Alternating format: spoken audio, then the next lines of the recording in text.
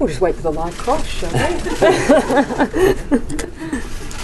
Okay, thank you very much for joining us, and I'm delighted to welcome Prime Minister Jacinda Ardern to be meeting with her here in Sydney today. And we had a wonderful dinner together last night and got to see Vivid across our beautiful harbour. And I can't think of anything better than the first foreign leader to welcome to Australia's shores being our friend from New Zealand, and my personal friend from New Zealand as well. I thank the Prime Minister once again for calling me even before I'd been declared on the Saturday night on the way to the Canterbury Helston Park RSL. It says something about the relationship, the fact that Jacinda could ring my mobile on the way to that event. It is, of course, a relationship between our two countries as family. And fittingly, we will commemorate 80 years of diplomatic relations and 40 years of our groundbreaking closer economic relations trade agreement, one of the first and indeed still the best open trade agreements in the world that we have seen. The Prime Minister and I are determined to take Trans-Tasman relations to a new level of cooperation in the mutual interests of both of our nations.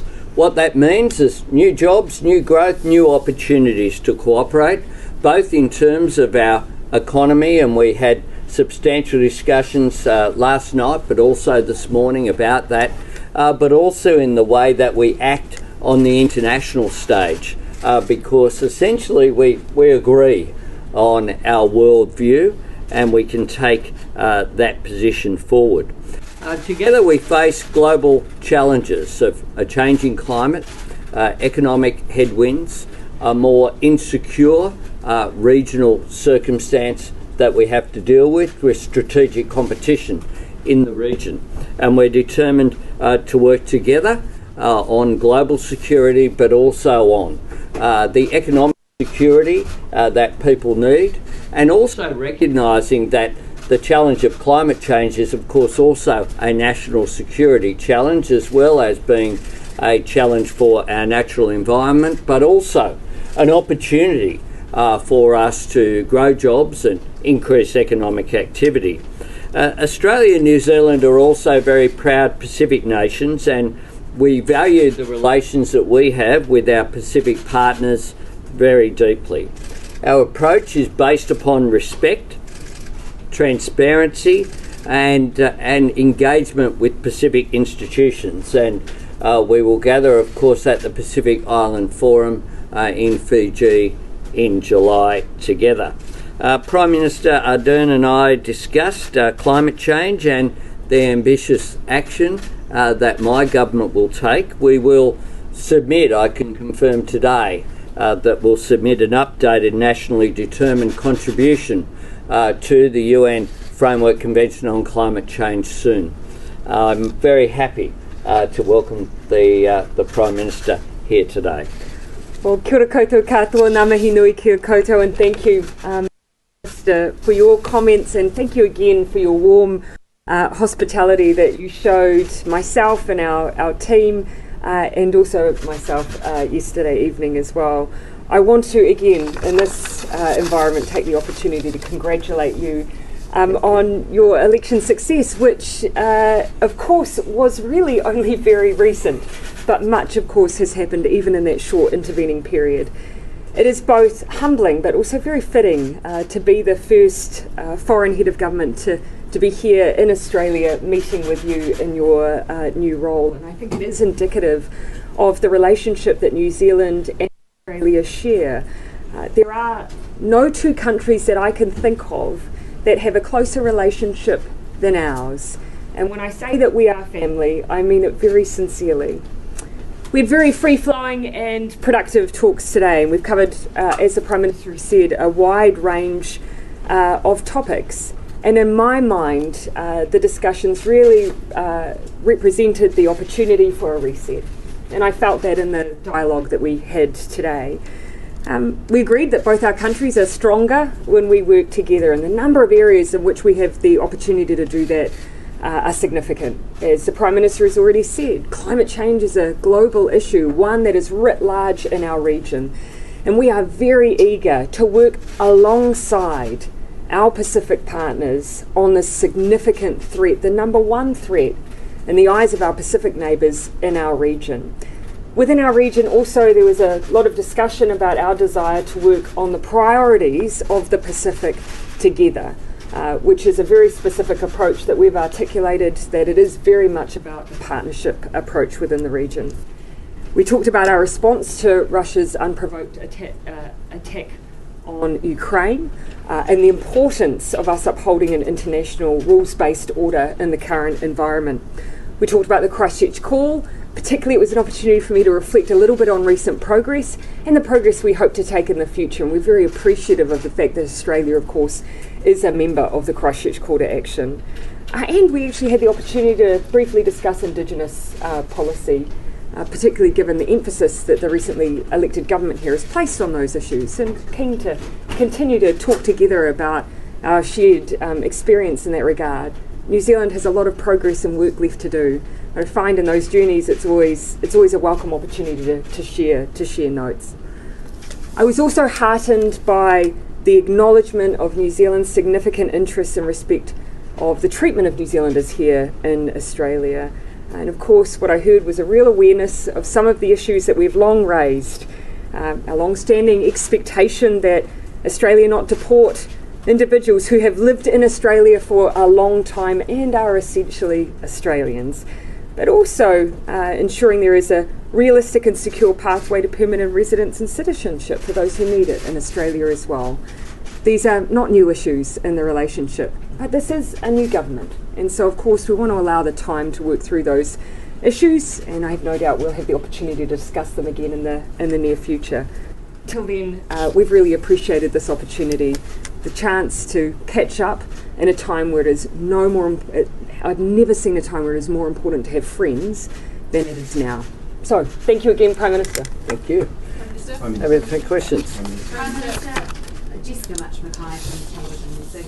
On the issue of 501s, when will we see change, and when will we see a system that's fair and reasonable for New Zealanders? Well, we'll be maintaining Section 501. But we've heard the very clear message from the Prime Minister today, as I've heard before. And there could be no argument that the Prime Minister has been very forceful in her views, and we have listened to those views. We will work through some of those issues between now, and we'll have a ministerial meeting, a leaders meeting coming next month, and we'll work through with our departments, work through the implementation of the way that Section 501 has been dealt with, but we've listened to the concerns, and there's more work to do. Would you look at tweaks to the time? Obviously, one apiece. Follow up on that. Sorry, who is next in the pecking order? Yeah. Prime Minister Albanese, a follow up on that, please. Can you confirm that you're considering tweaking the ministerial direction to ensure that the time a person's been in Australia is taken into account, and New Zealand's special immigration status? And can you rule out reintroducing the strengthening the character test bill that the Morrison government tried? I can do no such thing, because what we won't do is deal with policy without going through proper processes. I intend to run an orderly government, and I've made that point here. Prime Minister Ardern has put forward in a strong way, as she discussed issues previously when I had a different title. Prime Minister Ardern's concerns are very clear. We'll put them through in an orderly way. I said that Section 501 would be maintained. But if you look at the comments that I made as opposition leader, I stand by them. That Section 501 should be maintained, but there is also concerns have been raised that need to be taken into consideration as friends. We deal with each other in a mature way which deals as well with common sense. And what's clear is that if people look at some of the cases that have been held, it's not surprising that the Prime Minister make the strong representations that she had, because I would be if I were in the same position. Prime Minister, on climate change, one for both of you. Do you welcome the new position from the new Labor government of 43% target to cut emissions? Should that be higher in your view? And Mr Albanese, on the Snowy Hydro project, a blowout in the time frame for that, are you realistically now going to be able to meet 43%? Look, from our perspective, we've always been very careful of the fact that we have to make sure that we have our own house in order. So when it comes to the domestic policies of another nation as in regards to climate change, whilst that is a matter for them, of course, New Zealand is heartened and welcomes the ambition that has been expressed by the new government here in Australia, because it is good for our region and good for the world when we work collaboratively on this extraordinary challenge. The Pacific region has listed climate change as its #1 threat, and that is not out of symbolism, that is out of the reality that right now we already see the considerable effects of coastal erosion, of severe weather events, and of displacement in our yard. So it's incumbent on us to do our bit. I know with regards to New Zealand, we have a lot more to do, but we welcome being joined on that journey by Australia. Could I say this, that when I have met with international leaders, including Prime Minister Ardern, it's like Australia has gone out of the naughty corner. We've been in the naughty corner for 9 years, and the consequences of that we are feeling right now with the energy crisis that is here in this country, with the failure to invest in renewables, with the failure to actually deliver on the change that is required, and the result of that is pressure on cost of living, less economic activity as a result of the failure to invest, which is a direct result of the fact there's been no policy certainty when it comes to climate change and what is necessary. So we again being confronted by a position on Snowy Hydro where the previous government had said that Snowy Hydro should be up and running around about this time. We now know that there'll be a blowout. This isn't surprising given areas of former government, whether it be fiscal positions, whether it be delivery of projects. It was always about the announcement, never about the delivery. And we see that with Snowy Hydro, and indeed Snowy Hydro wasn't due to be plugged into the grid when it was ready to be opened according to the previous government's timetable. We need to fix transmission in this country, bring it up to the 21st century. We have a plan to do that. We intend delivering on that plan, including delivering on 43% reductions by 2030. Okay, where's the second Kiwi question that we had? Yeah. Sorry. No, absolutely. Mr Albanese, what do you... Except they're coming to me. Yes, as I predicted, they get me all the time. Emma Cropper from News Hub New Zealand. What do you think of New Zealand's response to the rise of China in the Pacific, and would you like to see New Zealand doing more? We're in lockstep on the Pacific, and I look forward to working with Prime Minister Ardern, working with our democratic neighbours. We're all a part of the Pacific. They're our partners, and at the Pacific Island Forum I very much look forward to working not just with New Zealand but our other Pacific partners on making sure that we defend national sovereignty, that we look at ways in which we can increase development. We had a very comprehensive plan we took to the election. It includes over $500 million of foreign aid. It includes planning to train for defence. It includes our climate and infrastructure partnership, including funding, broadcasting and having a presence in the Pacific as well, a voice of Australia through changing the cuts that were made to the ABC's presence in the region, increased parliamentary engagement, but importantly as well, the position on climate change means that when I've spoken with the leaders in the Pacific, which I have, and in coming days I'll be meeting with the leadership of the Cook Islands as well. We are taken seriously now. You can't have a circumstance whereby you have the former Minister, now leader of the opposition, standing around and people making jokes about